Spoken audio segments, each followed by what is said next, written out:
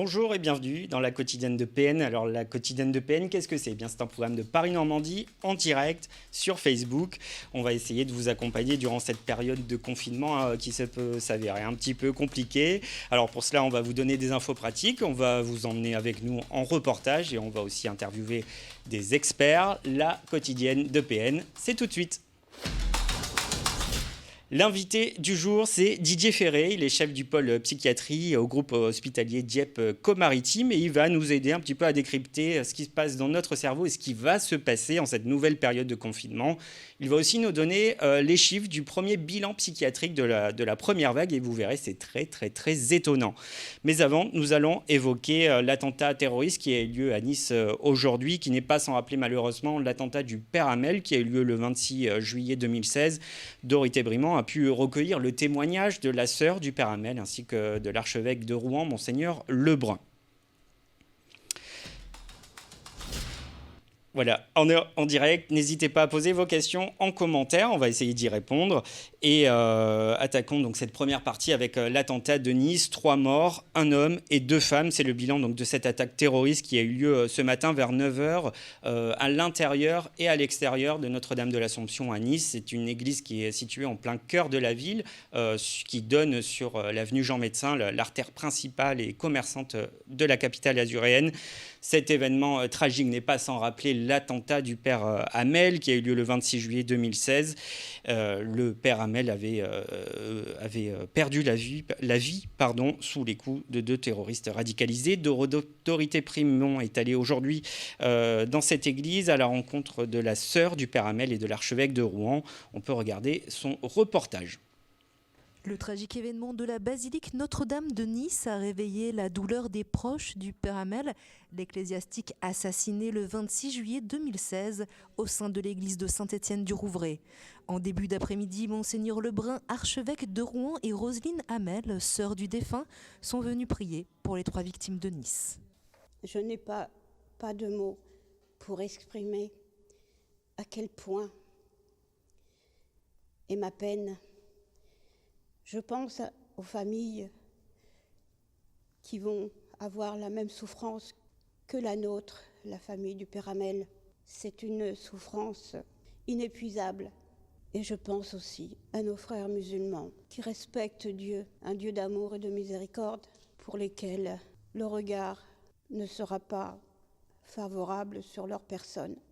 Après Strasbourg, Paris, Saint-Étienne-du-Rouvray et aujourd'hui Nice, l'Église catholique fait office de symbole du monde occidental, un symbole devenu cible. Ce matin, quand j'ai célébré la messe dans la cathédrale avec une quarantaine de personnes, je dois vous avouer que j'étais pas très tranquille et que je regardais un peu les personnes qui rentraient. Je ne sais pas si l'Église catholique est une cible, enfin, ou je le sais, mais pas seulement. Nous l'avons vu avec l'éducation nationale, nous l'avons vu avec les symboles de la République, comme un 14 juillet. Il y a visiblement une incompréhension qui est devenue une intolérance. Oui, je crois que notre Europe a des racines chrétiennes, mais ces racines chrétiennes, précisément, doivent nous apprendre autre chose que de la lutte armée. Le ministère de l'Intérieur a d'ores et déjà prévu d'intensifier le plan Vigipirate aux abords des cimetières et églises pour les fêtes de la Toussaint. Alors les attentats qui se multiplient, l'annonce du reconfinement, l'épidémie de Covid qui fait de plus en plus de morts. Docteur Didier Ferré, est-ce que ça ne joue pas aussi sur notre charge mentale? Indéniablement. Ça va augmenter la charge mentale. On va avoir de l'anxiété du fait de devoir se reconfiner.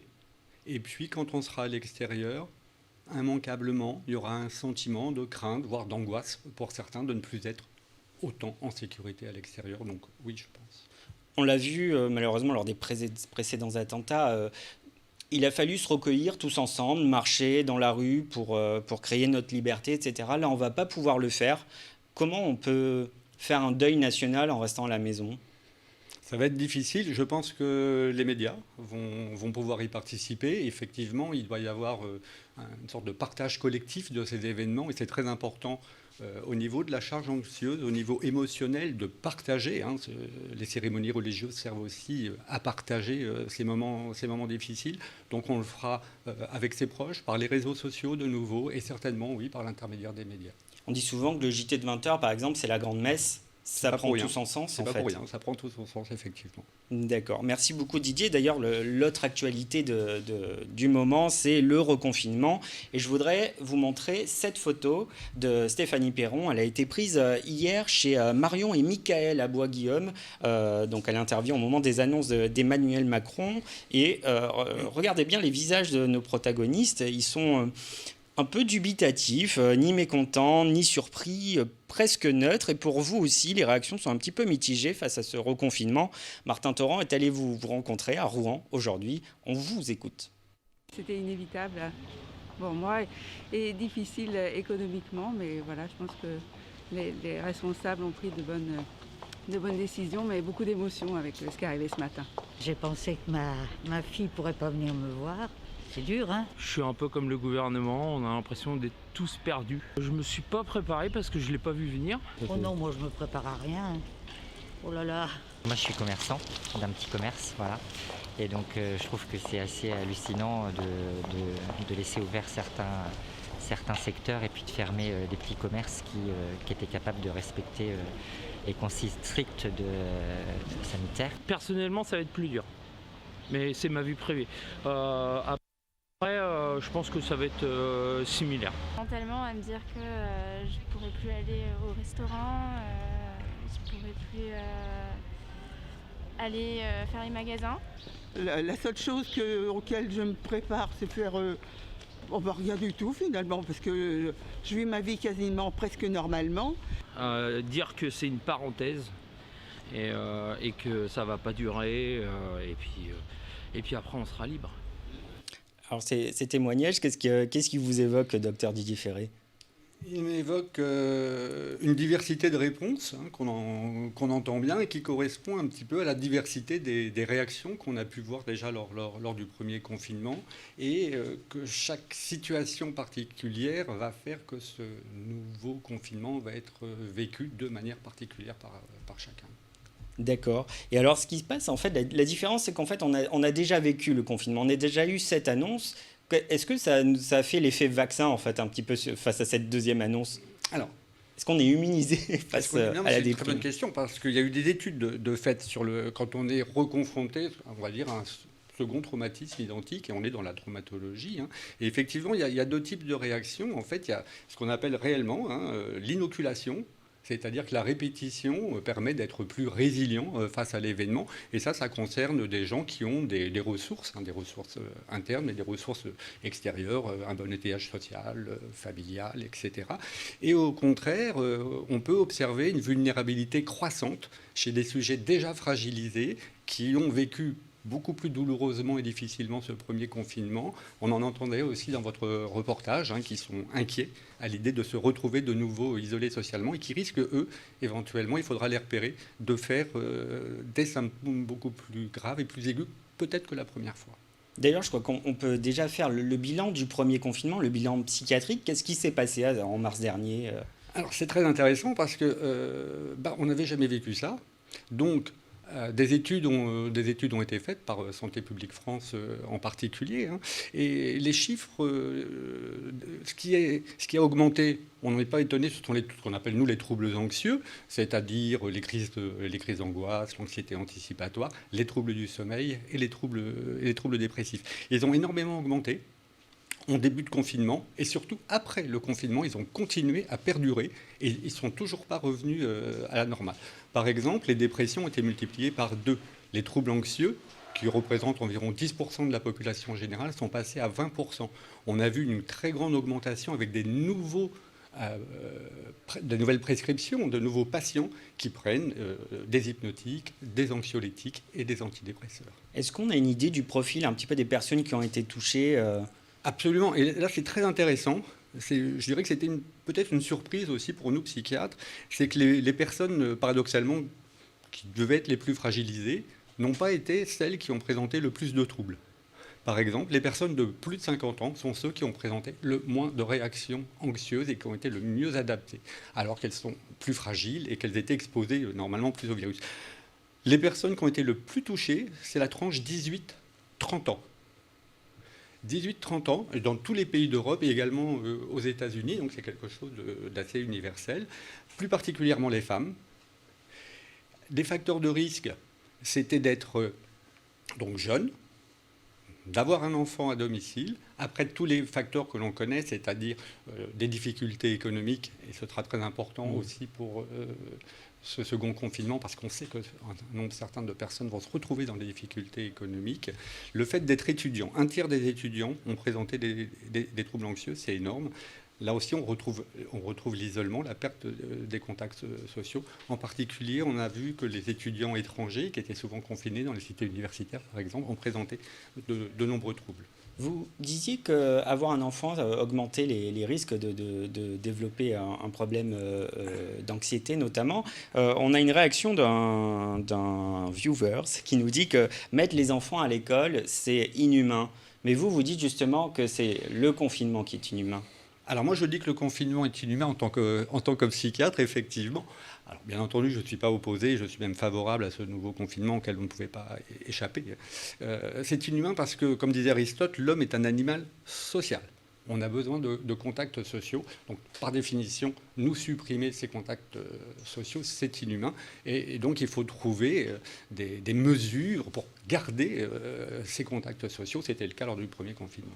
Comment on peut faire là? C'est quoi? C'est les apéros sur des applications, c'est ça en fait? Ça va toujours être effectivement de garder le plus possible le contact avec nos proches. Ça peut être les apéros, effectivement. Tous les réseaux sociaux qui ont été fortement utilisés. On l'a su lors du premier confinement. Et la visio en particulier pour être proche de ces contacts a été fortement utilisée.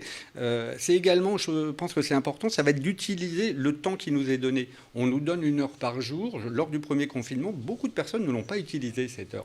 Ça fait partie, je pense, de la santé mentale d'aller s'aérer et de pouvoir profiter de cette heure avec soi-même. Et puis, je dirais aussi éviter certaines situations anxiogènes. Et parmi celles-ci, il y a peut-être aussi un usage équilibré des médias, parce que les médias forcément sont anxiogènes en cette période, ils sont particulièrement anxiogènes, on vient de le voir. Donc il faut s'informer, mais il faut aussi s'en tenir suffisamment à l'écart pour se ressourcer, pour se retrouver soi-même. Donc la prescription idéale, c'est d'acheter Paris Normandie en version papier le matin et de regarder la quotidienne de PN. Par exemple. Parfait. Je vous remercie, docteur Didier Ferré. L'autre actualité aujourd'hui sont les commerçants qu'on dit non essentiels, qui ont essayé toute la journée d'écouler leur stock, que ce soit des fleurs, de la viande ou autre. Pour cela, on va accueillir Céline Bruet, qui a passé une bonne partie de la journée à la zone commerciale de Barentin. Bonjour. Ça va ? Oui, très bien. Alors, qu'est-ce que vous avez vu, vous, à Barentin, aujourd'hui, Alors, à Barentin, il y avait du monde, dès ce matin. Alors, j'ai commencé par Carrefour, évidemment, parce que je me suis dit, les gens vont se ruer sur les paquets de pâtes. Et le papier toilette, eh bien non, en tout cas pas à 10h du matin. Peut-être pas une envie de pâtes dès 10h du matin. Par contre, une envie de gâteau, parce que les rayons farine et sucre étaient assez vides. Mais quand je suis partie, j'ai vu qu'on les re-remplissait. Parce que voilà, les supermarchés n'ont pas arrêté de dire que comme pour le premier confinement, les stocks sont assurés, les livraisons seront faites, donc il n'y a pas besoin de se jeter sur les denrées. Par contre, c'est dans les autres magasins qu'il y avait vraiment une cohue assez inhabituelle en cette période de Toussaint. Je pense aux magasins de bricolage, même si on sait que les Français sont numéro 1 du bricolage.